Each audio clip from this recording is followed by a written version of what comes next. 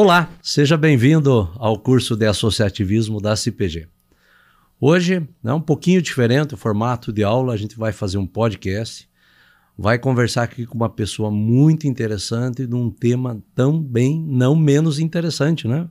A gente vai falar sobre as necessidades e os desejos descobertas por um psicólogo, né? E o que a gente tem hoje aqui é uma psicóloga. É o Abraham Maslow, né? Ele descobriu, né, e catalogou todos os sentimentos e sintetizou em 5 bases, né? E a gente vai entender isso aí um pouquinho da tal pirâmide de Maslow, né? Conosco hoje a idealizadora da Nikkei Gestão Humanista, Andressa Bá. Ela atua no desenvolvimento de pessoas e empresas por meio de mentorias, treinamentos e consultorias. É especialista em comportamento humano. E é aqui que a gente vai conversar bastante, Andressa. Não, o comportamento humano, afinal, o que me serve, né, do tal do comportamento? Trabalha ainda, né, com a cultura organizacional e liderança. Ela é formada em psicologia pela Universidade Positivo e pós-graduada em psicologia organizacional pela FAI Business School. Também atua como psicóloga clínica e docente em MBAs com foco em gestão de pessoas. Seja bem-vinda, Andressa. Muito obrigada, Gilmar. Agradeço muito o convite por estar aqui hoje. Estou muito feliz, principalmente para falar desse tema que eu gosto tanto. Adoro, amo falar sobre comportamento humano, amo trabalhar com isso, amo estudar e principalmente aí trazendo a partir dessa noção do Maslow, né, das necessidades humanas, como você bem falou. Ele catalogou. Ele conseguiu desenvolver um esquema muito simples para que a gente possa entender aí, então, quais são essas necessidades humanas, né? O que, claro, quando a gente fala em ser humano tem toda uma complexidade, mas ele conseguiu ali trazer o que, de uma forma muito simples, fácil de entendimento, quais são esses motivadores por trás daquilo que o ser humano faz, das suas atitudes, né? Que são as suas necessidades. Então, estou bem feliz por estar aqui, espero contribuir. Tenho certeza que a gente vai bater um bate-papo aqui muito gostoso. Olha que bacana, né? A honra é toda nossa, viu, Andressa? Vamos lá, Andressa. Primeiro, você já matou ali quase que uma charada, né? A questão de motivação, os motivadores, né? O Maslow catalogou, né, os principais motivos, né, pelo qual a gente toma decisões, a gente age, a gente compra, a gente vende, né? E é esse o assunto, a gente vai falar do ambiente de negócio, como que o Maslow, ou a pirâmide dele, né, pode nos ajudar no nosso cotidiano, no nosso ambiente de negócios, o saber fazer negócios, né? Mas antes me diga se você sabe, uma curiosidade. Outro dia, um grupo de RH comentando sobre o psicólogo, a pessoa do Abraham Maslow, comentaram que ele tinha algum transtorno psicótico, tinha uma vida até um pouco conturbada, né? Ah, é? Olha, isso é uma curiosidade que eu não sabia. Também não sabia, então eu ia perguntar para você.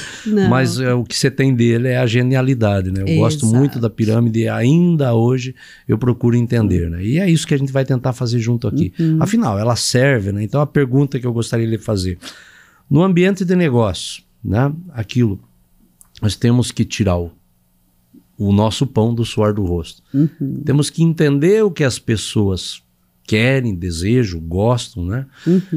Para poder satisfazer. Satisfazendo, elas nos contemplam, né, com o crédito, com o dinheiro, nos pagam, né, pela sua satisfação. Então esse parece que é o mecanismo chave da sociedade. Sociedade nada mais é do que um jogo de interesses que a gente trabalhou e construiu, transformou-se nesse, né, magnífico ambiente de negócio. Estamos aqui para falar de negócio. E Maslow, como é que interage nisso tudo e assim, complicando um pouquinho para não deixar tão fácil para você, tá? Como gestor, eu devo olhar Maslow mais na questão do RH para entender as pessoas que estarão comigo para se tornarem mais produtivas. Afinal, o meu objetivo é lucro e pessoas produtivas me dão lucro. Então, o Maslow pode me ajudar a tornar as pessoas mais produtivas, ou meu foco deve estar mais no entender as pessoas as quais eu vou satisfazer com alguma coisa, com algum produto, porque se elas estiverem satisfeitas, elas vão comprar mais e ainda vão promover meu produto e também vai aumentar meu lucro. Qual dos dois eu tenho um equilíbrio, né? Como é que você vê tudo isso? Na verdade, para tudo isso, tá? Porque como eu falei, o Maslow, ele conseguiu fazer ali um esquema muito prático e simples para a gente entender quais são as necessidades do ser humano. Né? Tanto que a teoria dele é a teoria da motivação do ser humano, em que ele fez essa pirâmide das necessidades aí para trazer de uma forma bem visual, né? De uma forma mais simples de entendimento. Então, na verdade, a pirâmide aí, as necessidades de Maslow, ela vem nos ajudar a entender o que o ser humano precisa. E a partir do momento que eu entendo o que o ser humano precisa, eu posso utilizar isso aí, daí pensando no meio empresarial de negócios, eu posso utilizar para entender então o que o meu colaborador ou os profissionais que estão dentro da minha empresa precisam, né, para vincular ainda mais essa questão da motivação, atendendo às necessidades dessas pessoas e tendo uma produtividade maior, ao mesmo tempo que eu também posso utilizar isso para entender o ser humano enquanto meu cliente, enquanto sociedade, daquilo que a sociedade precisa, e eu, enquanto empresário, que eu vou oferecer para essa sociedade, para essas pessoas, de acordo com essas necessidades, tá? Mas, Gilmar, você me permite começar falando um pouquinho quais são as necessidades, que eu não sei se todo mundo sabe, né? E era a segunda pergunta, olha. Tá. Bacana. Bacana. Então, ele fala sempre aí dentro de 5 necessidades principais humanas, né? Começa a base, ele esquematizou isso numa pirâmide, que ficou muito bacana. Tá na nossa tela. Tá ali, né? Ficou muito visual para entendimento. Então, começa ali nas necessidades básicas do ser humano, né? Essas necessidades básicas... Posso interromper assim? Claro, fica à vontade. Necessidade e desejo. A pirâmide parece que transita, ele tem um momento que é aquilo que eu preciso, né? Por exemplo, alimentar, eu preciso me alimentar. Agora, eu comprar um rádio, ou escutar uma música, eu já não preciso. Não há uma necessidade... É um desejo? Como é que transita essa questão das... Na verdade, sim. Assim, o desejo existe por uma necessidade. Olha que interessante. Certo? Se eu estou pleno, eu não tenho desejo. Eu tenho tudo o que precisa, certo? Então, o desejo, ele nasce de uma necessidade. Claro que daí a gente pode... fazer toda uma integração aí da questão de desejo, uma questão emocional, né? Porque o desejo está muito ligado aos nossos aspectos emocionais, inclusive da onde veio toda a história do consumismo, especialmente da publicidade, propaganda, que a gente sabe que foi lá quando existiu aquela quebra da Bolsa de Nova York, lá em 1920 e pouquinhos, que a economia dos Estados Unidos, ela precisava estimular o consumo, né? Para que pudesse de novo levantar ali o mercado, enfim. Ter o giro de capital, né? E foi nesse momento que eles contrataram um cara que era sobrinho de Freud, né? E Freud, vocês sabem quem era, pegada, né? O pai da psicanálise, então ele tinha um conhecimento aí. E o que ele fez? A partir daquele momento, ele começou a atrelar o consumo, não só a necessidade, mas também a desejo, né? Então, até esse momento, as pessoas, elas consumiam por uma questão de necessidade. Eu preciso comprar algo, eu vejo se atende minha necessidade e compro. O que ele começou a fazer? Ele começou a colocar, por exemplo, produtos para serem consumidos em celebridades, né? Em locais, enfim, que tinha todo aquele glamour que existe até hoje, né? Colar a marca. Exato. Então ele começou a colocar a questão do consumo com o desejo de ser algo. Eu quero ser igual a tal pessoa, ela tá tomando tal produto, eu vou tomar também. Exato. E aí eu sou igual a ela, né? Olha que legal. Até hoje, a nossa...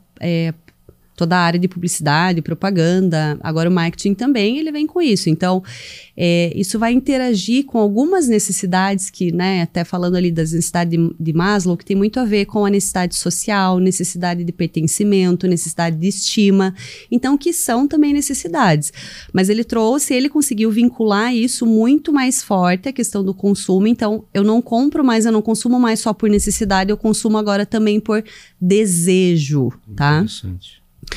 E, enfim, então, quando a gente está falando aí, por isso que a necessidade de Maslow, ela traz essa visão tão clara para nós, porque a necessidade vai além só da necessidade básica, né? A necessidade básica, que é a necessidade de sobrevivência, está ali na base da pirâmide, né? É a necessidade primordial, mas é a mais básica, que tem a ver com alimentação, com sede, né? E dessa ninguém escapa, né? E dessa ninguém escapa, todo mundo que está vivo, né? E é o que eu falo, que inclusive são as nossas necessidades mais primitivas, mais animalescas, digamos, né? Nasceu conosco. Nasceu, isso é instintivo, né? Depois, então, essa é a primeira, necessidades básicas de sobrevivência. Depois a gente tem as necessidades de segurança. Então, é de se sentir seguro. E veja como isso a gente já pode pensar dentro de uma empresa, né? Você pagar o salário no dia correto, no valor correto, traz segurança. Se você não faz isso, você está trazendo insegurança. Você já o efeito é contrário. É o contrário. Você já não está atendendo a segunda necessidade, que ainda é uma necessidade de sobrevivência. Você entende? Por mais que não seja básica. Motivo, desmotivo. Exato. Desmotivação. Você Perfeito. Desmotiva, né? Isso. Por quê? Porque ali não está sendo atendido uma necessidade. Tá? Então, essa segunda necessidade que tem a ver com segurança. E aí entra algo que hoje é muito exigido dentro das empresas, que é a necessidade de segurança, mas a segurança psicológica. Olha que interessante. Tá? Tem a ver com a sensação de segurança? De segurança, mas não só num sentido de segurança de eu vou receber meu salário, né? Mas de todo o contexto do ambiente? Todo o contexto. Especialmente, eu me sinto seguro para ser eu mesmo aqui dentro. Olha só.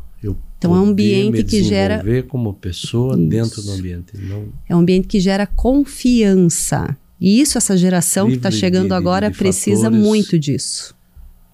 Que provocam o medo, que provocam a inibição, né? Porque isso também provoca insegurança, né? Se me permite. Na temperatura, agora está comum, né? Eles falaram, agora nesse momento 16 graus, sensação térmica de 19. Uhum.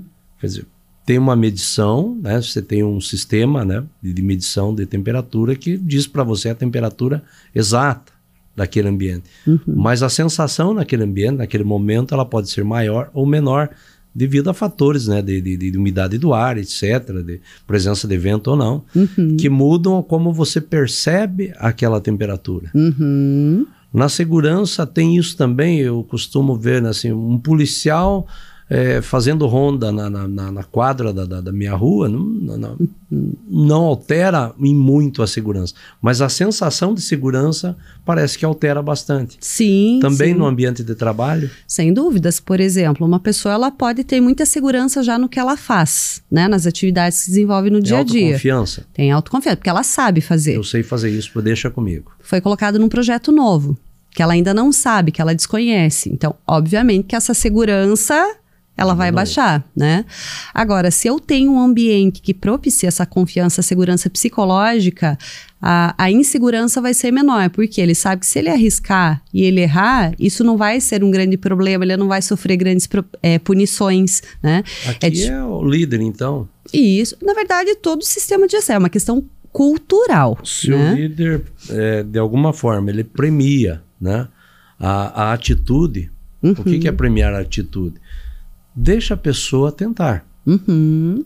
Se acertar, parabéns. Se errar, parabéns também, né? Aprendeu com o erro. E agora vamos aprender o que aconteceu, vamos aprender, né? Agora, se ele recebe castigo a cada tentativa, você está inibindo, ele não vai tentar mais. Exatamente. E aí que a insegurança fica maior. Imagina assim, você está num ambiente que é inseguro psicologicamente, que tem muita punição, o erro é evitado, né? Se você é colocado num projeto novo, o qual você desconhece, a tua insegurança vai ser ainda maior. Agora, se você está num ambiente seguro, onde o erro, a tentativa, né, a inovação, enfim, a tentativa de fazer algo diferente, ela é bem vista, é reconhecida, e que o erro é visto como um aprendizado, mesmo você estando num projeto novo que vai gerar insegurança, o que é normal, mas ele não vai ser tão grande. Tem motivo, tem motivação. Exato. Olha só. Para você ter ideia, a Google fez uma pesquisa interna, né, chamado Projeto Aristóteles, que eles queriam ver exatamente isso, que tinha o maior impacto na produtividade, no ambiente produtivo. E qual foi a resposta? Segurança psicológica. Olha só, me diga uma coisa, Andressa, isso acontece num nível consciente ou inconsciente ou um misto aí, né? Porque às vezes eu estou reagindo a uma situação inconscientemente porque eu estou com medo, mas não percebo. Mas eu não estou me motivando a tomar atitudes dentro da empresa. Né? Sim, então, isso é, como você falou, uma convergência de fatores, né? Então, é um misturado mesmo. É um misturado mesmo. É o psicológico, o consciente e o inconsciente provocando... Exato. Assim, tem o contexto individual, né? Então, pessoas que são mais seguras e menos seguras, né? Então, lógico que a gente não pode falar e não pode Muitas vezes só responsabilizar de ambientes anteriores, né? Exato. Traumas passados. Tanto que tem muitas coisas assim que eu vejo que estão responsabilizando as empresas, e eu acho que não é tudo também responsabilidade da empresa, né? Eu vejo que a empresa, sim, ela tem a responsabilidade de criar esse ambiente seguro e cumprir com a sua parte nos acordos, né? Isso. Criar um ambiente de bem-estar, mas os profissionais que estão ali dentro, eles também têm a responsabilidade deles, né? Então, claro que Afinal, o fator... a saúde começa por si, né? Sim. O autocuidado, né? Vamos falar de saúde. Então, a empresa ela pode ter cuidar da saúde dentro da empresa, cumprir todas as normas, né, de legislação. E hoje está em moda discutir a saúde psicológica, né? O ONR vindo aí, né? Que é o nosso grande problema, né? Hoje, do século, a gente já sabia, né? Que era... É o start das outras, né? Exato, vai desencadear. A saúde psicológica vai criar um efeito psicossomático que vai acabar desencadeando aí. Exatamente. Um efeito físico. Mas aí vê o que acontece. Muitas vezes a empresa ela tem, inclusive, programas, né, de conscientização, por exemplo, de não utilização de drogas, tem campanhas esportivas, enfim, várias campanhas dentro que vão estimular isso para os profissionais. Legal. Só que daí aquela pessoa, ela sai do contexto do trabalho e ela só anda em lugares que são muito negativos, ela só se relaciona com pessoas que não trazem saúde, usa drogas fim de semana, usa álcool, entendeu? Então, daí ela não tá bem. Daí como é que você vai responsabilizar a empresa por isso, né? Então, é isso que eu falo, a gente tem que entender que são responsabilidades das duas partes, né? No contexto do trabalho existe a responsabilidade da empresa, então, mas o bem-estar do profissional não é exclusivo da empresa, porque também tem esse fator individual. Exclusivo da empresa. Exato, porque tem esse fator individual, né? E isso é fácil detectar, porque as pessoas dissimulam, né, Andrés? Uhum. Então ele tem uma vida badernada no sábado e domingo, mas na segunda-feira, 8 horas, ele tá lá.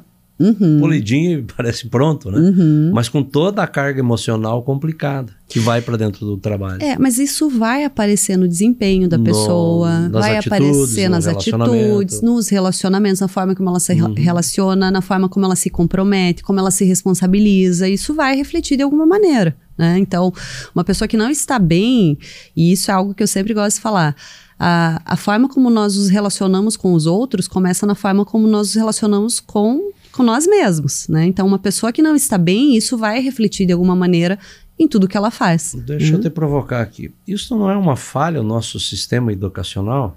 Eu não me lembro de ter recebido uma orientação de como, né? Ter o autocuidado, né? Sem dúvidas, né? Sem dúvidas. O pouco que a gente sabe, aprendeu no ambiente familiar do pouco que se tinha lá. Quando é um ambiente familiar que tem isso, saudável, que traz, né? Isso, Quando né? É saudável. Né? Exatamente. E daí, se minha mãe não teve, não passou para mim, eu não passei para os meus filhos, né? Sim. Que pessoas nós estamos criando para o mundo? Exato. Mas aí que tá. O sistema educacional, ele não é feito para formar humanos. Pessoas, né? Formar pessoas, cidadãos. É mais tecnicista, né? Aquela caixinha, tem uma analogia bem interessante, né? A forminha de gelo, né? Exato. Tem que sair todo mundo quadradinho, do mesmo tamanho. Exato. Mas saiu, né? Saiu da geladeira, derrete. Então, a educação, ela vai trazer muito questão de conteúdo, de disciplinas, mas do saber ser humano, não. Isso é uma falha muito grande. E se a gente para olhar a nossa sociedade como ela está hoje, né, a gente vê muito claro caótico, né, o reflexo da falta de tudo isso, né, dessa formação realmente humana. Está mudando, né? Eu acompanho meus sobrinhos, tudo mais, crianças pequenas aí convivem comigo. A gente vê que hoje as escolas elas já estão numa tentativa de trazer outras disciplinas, né? Trazer a pessoa. Isso, até de reconhecimento das emoções, enfim. Olha só. Tentando trazer esse outro tipo de formação e que é fundamental. Mas isso em escolas particulares? Na maioria. Na maioria. Na maioria. Na maioria. Então, isso aqui não é uma baita de uma oportunidade de negócios? Com certeza, olha só, uma necessidade. A sociedade está clamando, né? Clamando aí por uma educação, né? E olha a tua sacada, uma educação humanista. Uma educação humanista, exato. E foi onde nós, com a Nikkei Gestão Humanista, né? Essa visão empreendedora. Exato. Enxergar a oportunidade. Qual é uma necessidade muito grande hoje do mercado, e algo das que não empresas. Tem formatado, né? Não tem formatado. Necessidade o quê? De entender pessoas, lidar com pessoas. É o principal problema que a gente encontra hoje, principalmente na liderança, eu não sei lidar com pessoas. Né? O velho sonho de gestor, né? de ter máquinas, né? As pessoas fossem como uma máquina, liga e desliga. Tão mais fácil, né? E produz, possa acelerar, desacelerar, né? Mas não tem o mesmo potencial, né? Não de tem, construir não. o potencial criativo que o ser humano tem e de se relacionar, né? O que, veja, o quanto a gente conseguiu chegar até onde nós estamos hoje em sociedade, tudo que a gente conseguiu produzir e criar foi porque nós nos relacionamos, né? E ligado sempre à pirâmide. E sempre ligado à pirâmide. Algum motivo ali me traz, né, para essa relação. Exato. Inclusive a terceira, né? A gente falou do primeiro patamar lá, as necessidades básicas, né? O segundo, segurança. E o terceiro são as necessidades sociais. Esse pertencimento. De se sentir pertencendo, exato. Então, o ser humano precisa pertencer, o ser humano precisa se relacionar. Claro que tem pessoas que têm uma necessidade maior, né, de estar em meio a várias pessoas, tem pessoas mais introvertidas que é menos, mas nós temos essa necessidade de conexão. E através dessa conexão que nós criamos juntos, né, que nós construímos juntos. Então, quanto melhor e mais saudáveis são essas conexões, melhores coisas construímos. Se essas conexões não são saudáveis, muitas vezes a gente entra num processo destrutivo social ao invés de construtivo, que é muito o que está acontecendo hoje, né? Não vou só falar hoje, porque nós tivemos vários momentos históricos em que foram momentos mais destrutivos do que construtivos, né? E, de novo, a gente volta nessa base educacional. E quando a gente está falando uma base educacional, a gente não está falando só escola. A gente está falando uma base educacional de valores sociais, né? Que, claro, que daí isso também vai estar dentro da escola. Vai vir do que eu estava dando exemplo, né? A gente levando esse olhar para dentro das empresas. A gente tem vários programas, por exemplo, que é de formação humana dentro das empresas. De desenvolver esses aspectos que as pessoas não aprenderam antes. Aqui, né? Não é um alerta para as instituições, porque nós estamos falando de sociedade. Então, veja, está colocando aí que nós precisamos da sociedade. Não só para nos abastecer da oportunidade de ganhar dinheiro, como nos abastecer dos benefícios que ela gera. Né? Porque se a gente quer um paraíso, vai lá para o meio do mato. Lá não tem nada de problema, né? Sim. A gente vem para a sociedade... Vão ter outros problemas, né? Mas não tem essa... Né, de se relacionar, não. Terrível de relacionar, né? Todo o ambiente social. Mas é esse ambiente social que me dá todos os benefícios que eu desejo. Exato. O que eu preciso, o que eu quero. Né? Que precisa, mas eu exato. preciso me relacionar.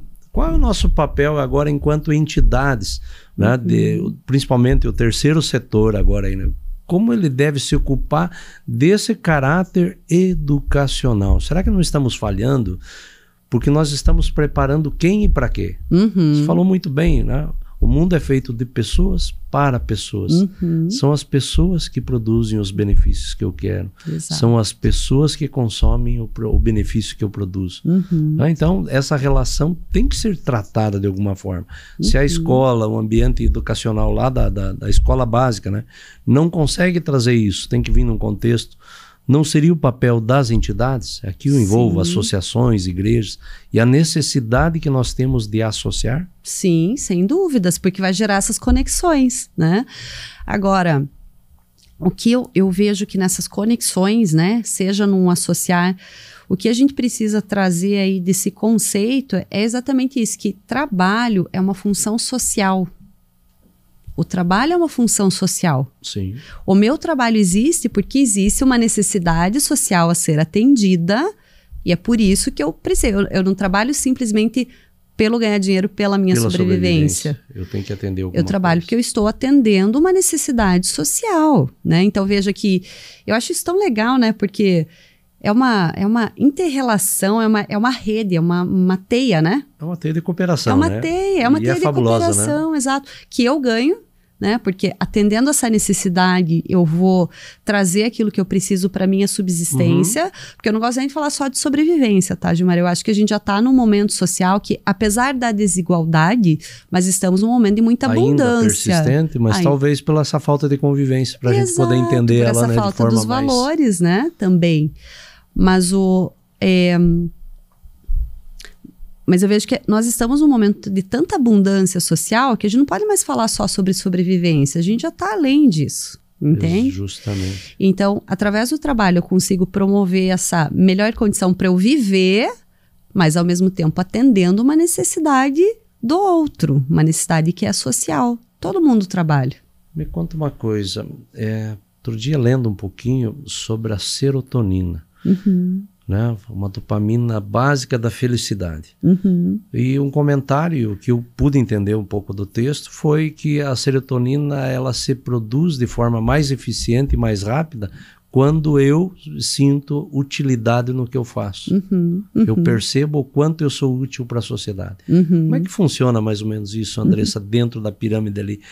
Eu me sentir útil e eu sei que estou produzindo algo para alguém ou para a sociedade como um todo, né? Sim. Dentro de um contexto de motivos. Sim, então daí a gente já vai lá pro topo da pirâmide. Tá? Já é realização, já é felicidade. Exato. Então só antes da gente chegar... aqui, já tô querendo ir pro topo. Só antes de chegar no topo, só vou falar do quase topo, né? Que quase seria topo. Ali a necessidade da estima, né? Da autoestima. Então, de ter esse reconhecimento, mas especialmente ter esse reconhecimento dentro, né? Que tem a ver também com a autoestima. O auto-reconhecimento seria o auto-reconhecimento também. Então, a gente tem essa necessidade de ser estimado pelo outro, mas também existe essa necessidade de uma estima própria, né?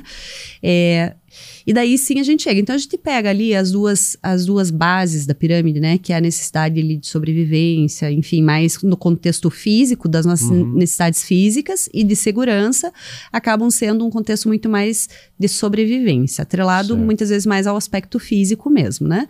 Quando a gente pega ali a necessidade de social, de pertencimento e de estima, a gente tá falando mais de necessidades psicológicas, né? E daí quando a gente chega no topo, que é a necessidade de realização que o Maslow falava. Né? Que ele falava sobre os indivíduos autorrealizados. E uma das coisas que existem nessa necessidade do topo é exatamente o propósito. Olha só. Tem duas coisas que são principais ali, que é essa necessidade de todo o desenvolvimento do potencial humano, que vai, então, muito além aí, entra muito mais em contextos abstratos, né? Daí sim, valores, conceitos, criatividade, relacionamento, amor, amizade, né? Que isso tudo são necessidades aí e que tem a ver com esse desenvolvimento do potencial do ser humano. E a outra é a questão do propósito. Então, ter um propósito, enxergar um propósito em tudo que eu faço, né? Entender esse propósito na minha existência, tá? Então, por isso, como você estava falando, né? Quando existe esse significado do propósito naquilo que eu faço, vai vir essa sensação de bem-estar. Daí com toda essa questão hormonal do nosso corpo e tudo mais, né? Essa produção das dopaminas aí. Exatamente, positivas. Então, porque vai trazer isso. Agora, vendo você falar, né? Eu percebi agora, você vê, Maslow, a gente olha e sempre está aprendendo, né? Seria o social ali, como está no meio da pirâmide, o que nos difere dos animais? Porque o básico, né, de sobrevivência e segurança, os animais também têm.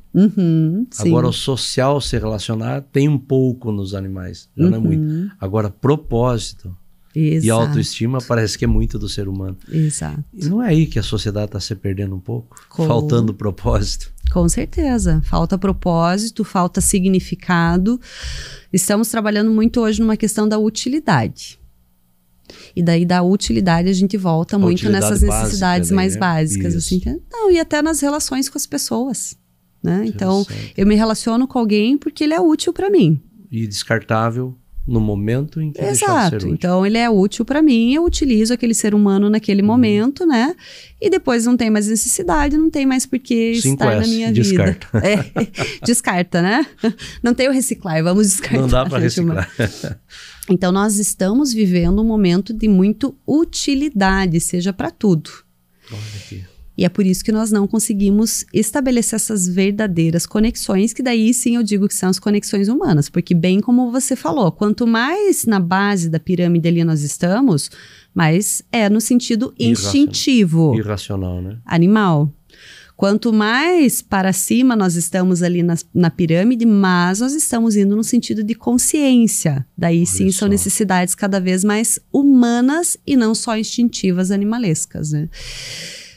Só que veja como é tudo, como eu falei para você, é uma teia, né? É complexo, não é? É complexo, porque assim, o quanto hoje é... Afinal, a mente humana é complexa, né? A mente humana é complexa, as relações, né? Esse todo. Mas o quanto hoje, enquanto sociedade, a nossa cultura, para qual nível o estímulo é maior? Para baixo ou para cima? Interessante. O estímulo hoje está sendo muito mais para baixo. Competição, né? Então, nesse aspecto competição, a gente vive um momento político degradante, né? Uma polarização e assim uma disputa, a gente vê até com um certo temor, né? Que estão tomando atitudes cada vez mais agressivas.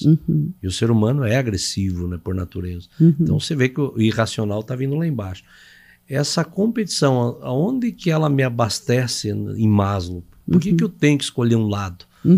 Parece que eu tenho que ter um time, eu tenho que ter uma religião, eu tenho que ter um partido político. É assim?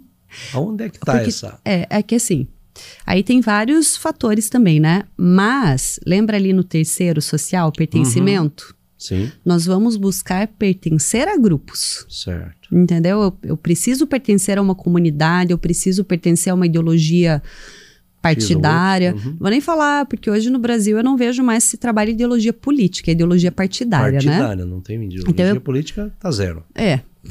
O que praticamos hoje deixou de ser política, uma né? discussão política, porém. Exato. Então, existe essa necessidade de pertencimento. E olha como é interessante, isso também é uma estratégia de sobrevivência do nosso cérebro, né? Porque o nosso cérebro entendeu lá atrás que eu estando sozinho, a minha chance de sobrevivência era menor do que estando em bando. Então, cateto que anda sozinho vira comida de leão, né? Exato. Então, a questão de pertencimento é uma estratégia do nosso cérebro de sobrevivência. Por isso que quando nós nos sentimos excluídos, a gente se sente tão mal, aquilo dói, né? Como se fosse o nosso cérebro falando, a tua sobrevivência diminuiu por conta disso, né? Olha, que curioso. Então, nós vamos buscar pertencer. Só que muitas vezes, nesse buscar pertencer, a gente acaba adotando comportamentos, a gente acaba tendo atitudes, adotando conceitos sem, inclusive, nos perguntarmos, né? Então, isso, muitas vezes a gente faz isso de uma forma inconsciente e não consciente, simplesmente para poder pertencer. Então, a gente acaba seguindo rituais, acaba seguindo opiniões, acaba seguindo posturas desses grupos em que nós pertencemos. Inclusive, exatamente, inclusive isso. E de uma forma inconsciente. Isso é falta de consciência, né? Isso é falta de consciência, é falta de racionalidade, né? Só que daí entra outro aspecto também, né, Gilmar, como estava falando, né? Você trouxe essa questão dessa disputa política que existe hoje no Brasil. A gente sabe que tem muita estratégia de manipulação, né? Esse é o ponto. Se eu não tenho consciência, eu me torno vítima muito mais manipulável. Desse mecanismo. Exato. Né? E no que... Né, nós temos necessidades de ter um inimigo?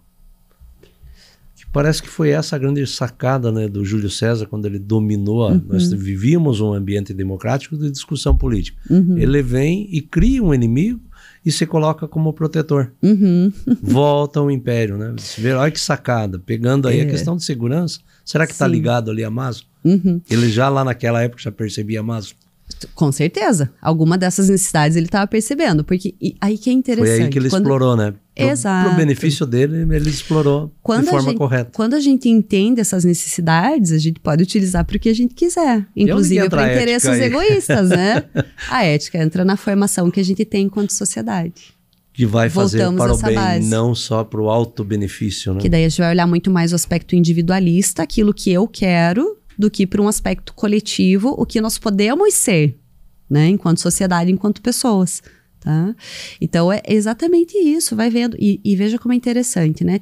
Eu lembro que me falaram isso uma vez, eu nunca mais esqueci, que tem duas emoções, dois sentimentos que aprisionam o ser humano, que é exatamente medo, que daí a gente entra ali nas necessidades mais básicas, né? De não atendimento, isso gera o medo. Só o básico para eu comer aqui e acabou, né? Ou eu não tenho o que eu preciso, isso gera medo, né? E desejo, né? Que também entra ali na questão das necessidades. O medo e o desejo aprisionam o ser humano. Porque se eu tenho medo, eu vou aceitar qualquer coisa que falem que eu vou sobreviver, né? E muitas vezes... Se alguém oferecer segurança, eu me agarro. Eu me agarro, né? Pode ser ela de uma religião, de um partido político. Sim. Né? Uma ideia. Do que for que seja, né? Eu vou me agarrar àquilo. Tenho o meu salvador, né? Exato. E ao mesmo tempo o medo, ele também gera... O medo é um mecanismo de sobrevivência também. Muitas vezes ele gera agressividade. Né? Ele é necessário, mas sem excesso ele se torna de prejudicial. forma inconsciente se torna prejudicial, entende? E da mesma maneira o desejo. Se eu desejo muito algo, eu vou fazer qualquer coisa que precise para conseguir aquilo. Eu perco os meus escrúpulos. Exatamente. Por isso que se fala, né? É um problema sentir desejo? É um problema sentir prazer com as coisas? Não é. Só que você tem desejos e prazeres... Você tem que saber... menos elevados e mais elevados. Saber, né? né? Como aquilo te afeta e como uma questão de causa e consequência, né? O que eu vou fazer tem uma consequência. Exato. Só que o que acontece, o que é muito estimulado hoje pelo marketing, quando a gente está falando marketing político, é a mesma coisa. O que estimula no ser humano? A política virou negócio, né? Mas o que estimula na massa? Medo e desejo. Medo e desejo. E eles utilizam por isso que a gente tem que colocar o inimigo, pra entendeu? E ao mesmo tempo, por isso que eu tenho que te fazer as promessas daquilo que você vai ter. Ou seja, o marketing político hoje, ele não está ali para as pessoas mostrar fazerem os benefícios ou as qualidades de um candidato. Fazerem as pessoas escolherem de maneira racional, vai pro lógica. Eles jogam pro irracional, pro nosso aspecto mais animalesco, instintivo, entendeu? Você tem certeza que você quer o inimigo lá, ele vai te prejudicar. Exatamente. Então, a partir disso, obviamente, fica muito mais fácil de você manipular as pessoas. Porque elas não estão operando pela lógica, pela consciência, elas estão operando pela questão instintiva. E daí você junta isso ao pertencer, não, mas eu pertenço a esse grupo. Então, tudo que eles falarem vai ser a verdade, e eu vou brigar por isso, e você entende? Que o outro, por mais que esteja falando uma verdade, como não é do meu grupo, eu não aceito, e pronto. E pronto. Olha exatamente. Só. Nesse ambiente todo, então, Andressa, voltando, né, aos negócios, o gestor tem que compreender os sentimentos humanos, essas necessidades e desejos das pessoas, porque ela esteja bem ou estar bem consigo mesmo no ambiente de trabalho. Exato. E assim se torne produtiva, produza mais e produza resultados. Exatamente. E enquanto empreendedor, aí não é gestor, já não estou olhando para a empresa, eu tenho que olhar para fora do mercado e entender esse contexto social, entender as pessoas, porque é para elas que a minha empresa existe. E são elas que dão a sobrevivência para a minha empresa. Que bacana. Perfeito. Tá tudo ligado à Amazon, então. Exatamente. O cara foi genial, hein? Exato. Como a gente falou, ele trouxe um esquema muito fácil, né? Claro que visual, a gente né? pode aprofundar muito, né? Que é algo muito profundo. O tempo mas todo. De uma Você forma... falando aí, a cabeça está voando aqui. A gente sempre aprende um monte, um outro, né, Gilmar? Legal. Mas ele trouxe um esquema que ficou muito mais fácil da gente começar a ter esse entendimento, né? Então, isso que é bacana.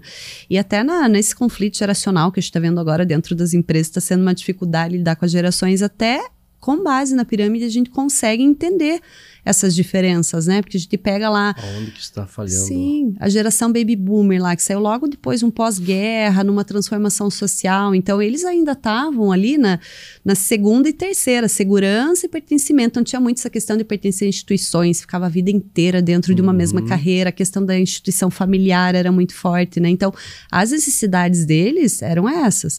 Daí você pega a geração X, já era um pouquinho mais, já começaram a querer um pouquinho mais a individualidade, a estima. Então, já era ali pertencimento e estima, né? O terceiro e quarto degrau. Fomos subindo em sociedade na pirâmide. Olha. Mas por quê? Porque hoje a necessidade da segurança ali básica, a gente já tem. Como eu falei, existe desigualdade, ok. Nossos mas pais, assim, do que é produzido... construíram um ambiente também muito fácil, né? Hoje a sobrevivência é muito fácil. Hoje a gente tem tudo, exato. Né? Hoje a gente tem o mundo nas mãos. Informação do mundo inteiro, se a gente quiser, né? Só que daí o que a gente até demais, né? Até demais.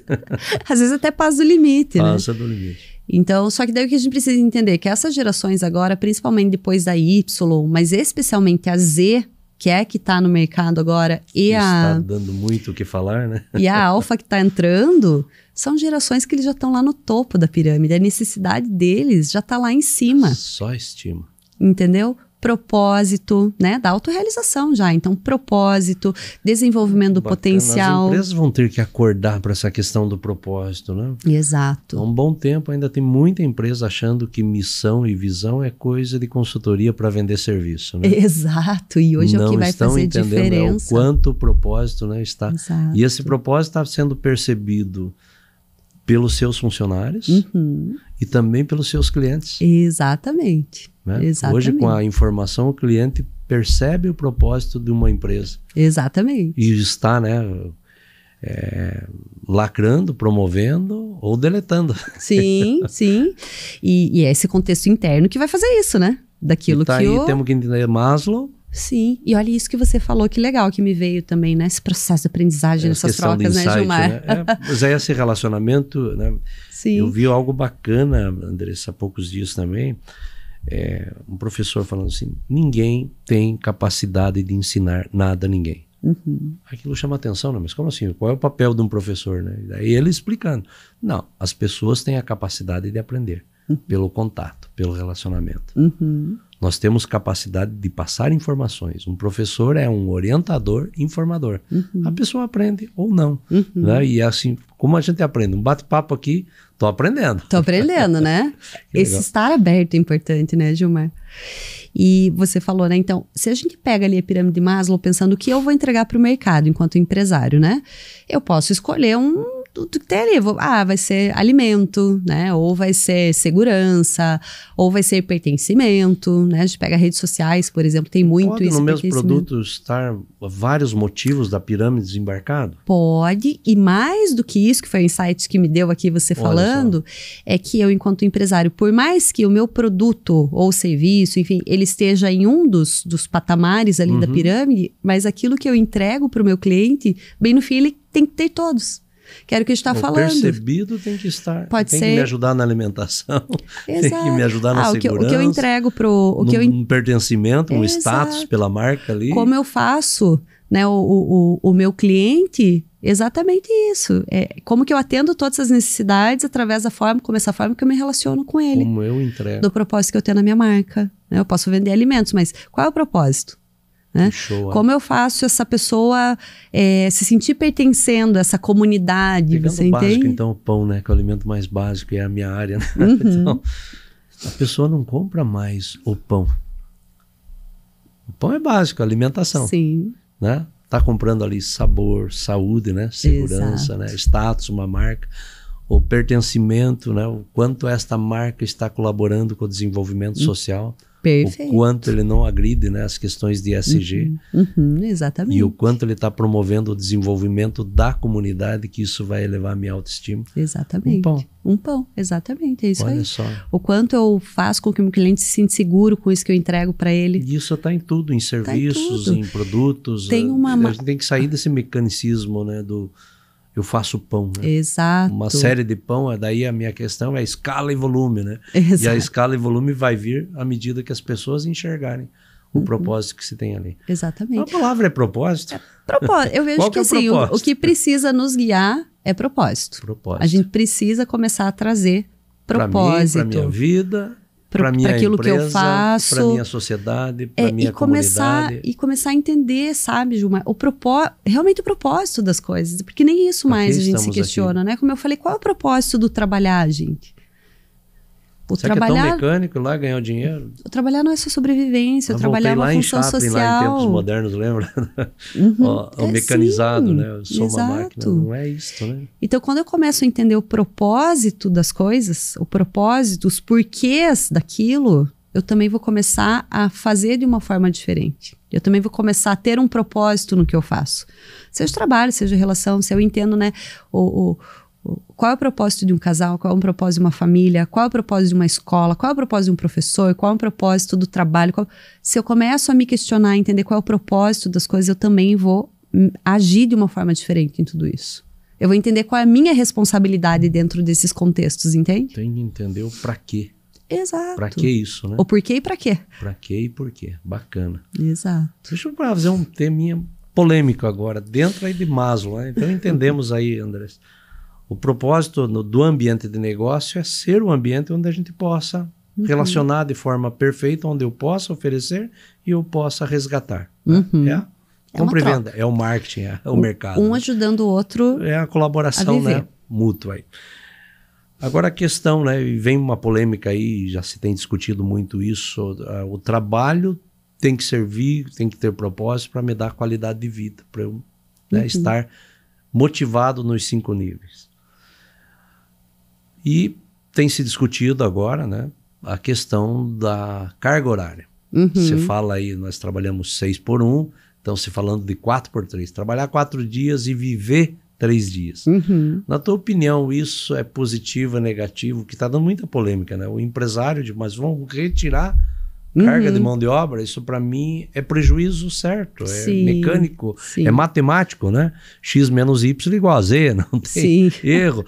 Mas como é que entra toda essa questão de Maslow que pode afetar a produtividade? É polêmico.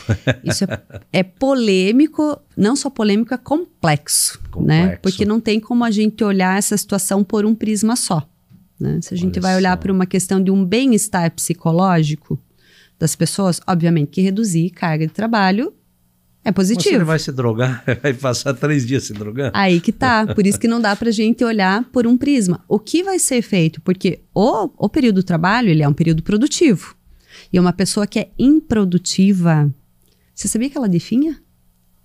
Olha só. E quando eu estou falando produtiva, eu não estou falando... Não tem utilidade também, né? Não tem utilidade. E eu não estou falando produtividade, a pessoa tem que estar no trabalho. Não é isso, né? Às vezes eu sou uma mãe e tem esse contexto social, da minha responsabilidade social Sim. também dentro da sociedade, que é cumprir esse meu papel de mãe, né? Então, sempre nós temos uma utilidade, né? E não no sentido de utilidade ruim, como a gente está falando antes, né? Mas uma responsabilidade daquilo que é necessário para a sociedade, entendeu? Tem que fazer. Então, nós precisamos ser produtivos de alguma maneira, né? A pessoa que não é produtiva, ela realmente adoece, tá? Então, como você falou, não adianta ter pouca carga de trabalho se o horário que você não está no trabalho e isso é feito, você utiliza de uma forma que seja ruim, que vai te trazer doença, que vai trazer um impacto social que seja negativo, né? Então, sim, é que daí entra de novo outro prisma. A gente volta lá na questão dos valores sociais, né? Ou do que motiva as pessoas a fazer o que fazem. Né? Daí a gente pode trazer pelo prisma da economia, do impacto econômico que isso vai gerar, porque obviamente isso vai gerar um custo para as empresas, estão pensando como empresário. Mas esse é o ponto, Andressa, assim, eu já tive experiências onde reduzir a carga horária aumentou a produtividade. Então, aí que tá. Né? E o ponto-chave não é carga, é produtividade. Quanto você produz numa semana? Você tem 7 dias.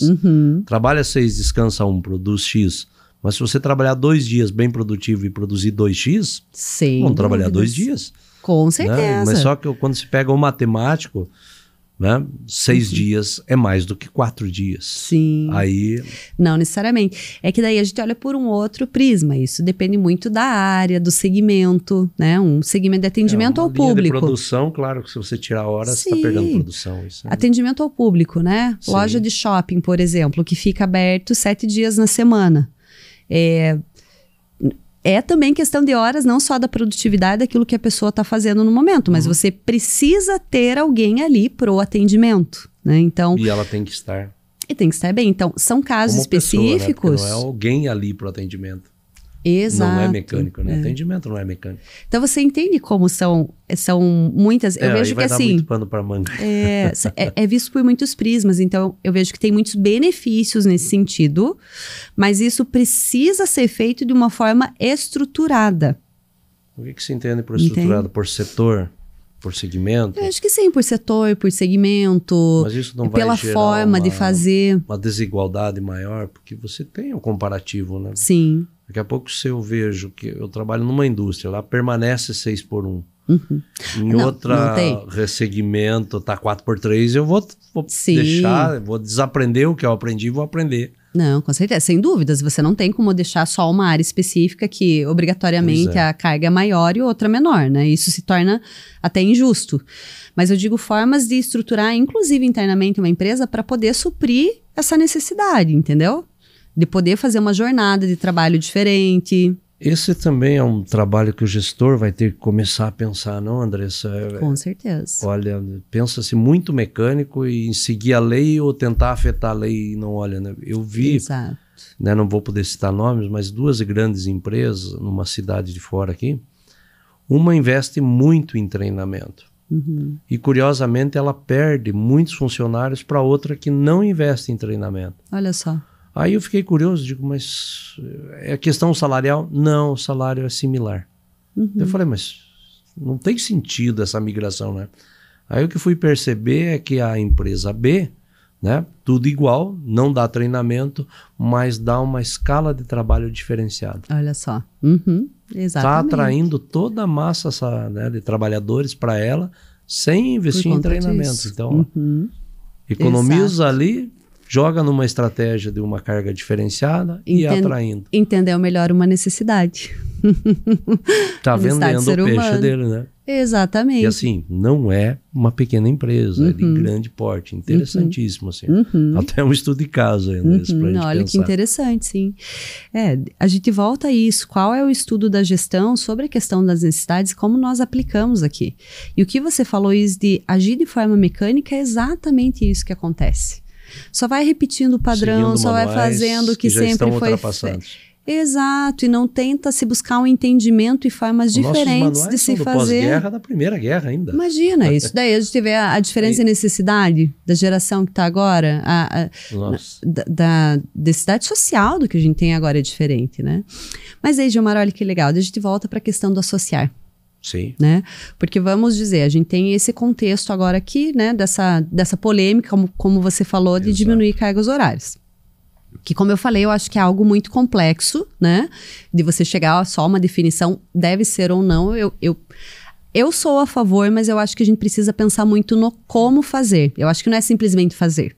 E talvez Exato. O sistema de escalas ainda chegar ao... Exato. Só que daí a gente pensa assim, vamos associar. Então, vamos trazer todas, né? Todas as pessoas de um segmento específico que vai ter um impacto maior, digamos, né?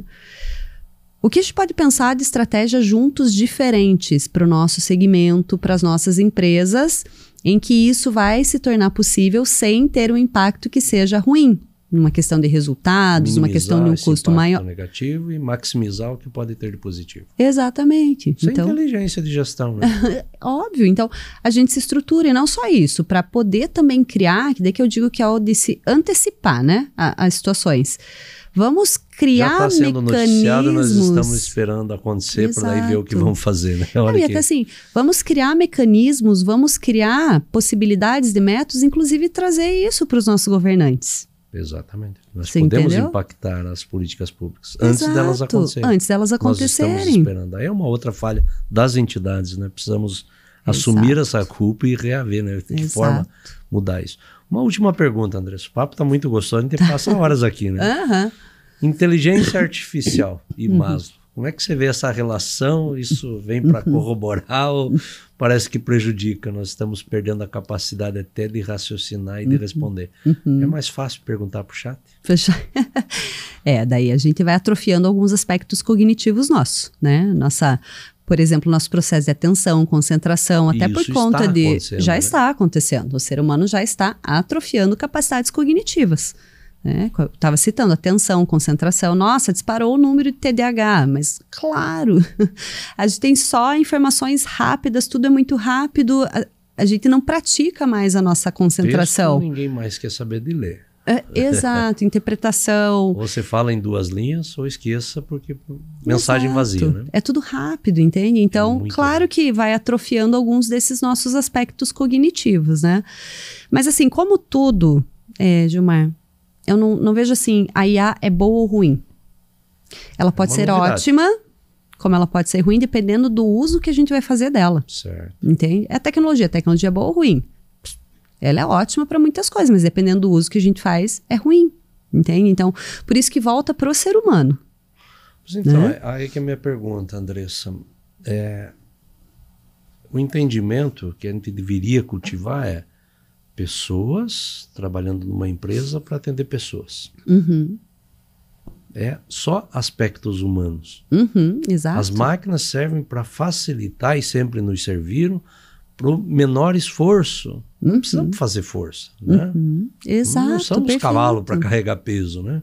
Tem as máquinas que fazem isso. Exato. Ok. Mas quando a máquina começa a substituir a nossa criatividade, o nosso atendimento, aí me pergunto, não estamos chegando numa era complicada e como é que ela pode, né? A gente vê as pessoas permitindo isso. Aí eu tenho amigos que eu gosto, assim como você, de debater. E a gente debate, né? E nos insights a gente evolui e aprende. Eu tenho amigos que estão respondendo por chat. Imagina. A conversa ficou fria. É que de novo volta na utilidade, né? Então eu preciso fazer tudo rápido, eu não preciso gerar conexão, é só naquilo que é útil. Não quero mostrar. Exatamente. Então, a IA, e tem um Tem um cara chamado Kai-Fu Lee, é o nome dele, tá? Ele foi, se eu não me engano, vice-presidente, não sei se foi da Microsoft ou da Google na China, é um cara assim, né? Pedigree. Dentro dessa área de tecnologia exata, tem pedigree. E o que ele diz sobre a IA?